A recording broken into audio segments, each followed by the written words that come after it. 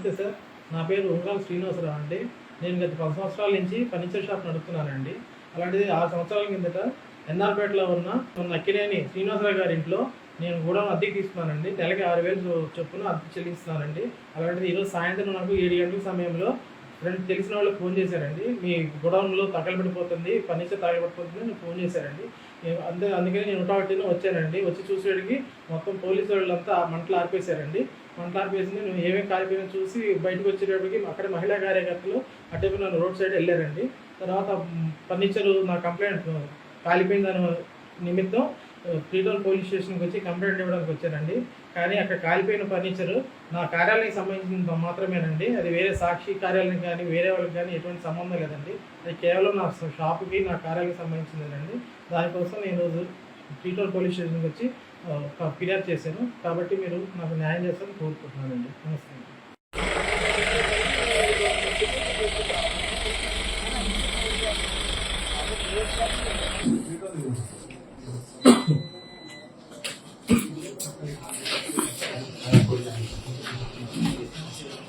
అందరికీ నమస్కారం. ఈరోజు సాయంత్రం ఏలూరు నరసింహరావుపేటలో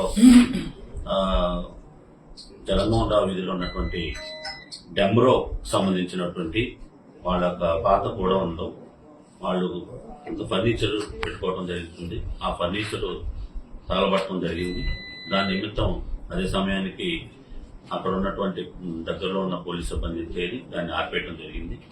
ఈ లోపల అక్కడ కొంత దూరంలో ఉన్నటువంటి ఈ గత వారం రోజులు 3 రోజుల నుంచి సాక్షి విషయంలో వచ్చినటువంటి విషయం నిరసన తెలియజేయడానికి వచ్చడం జరిగింది.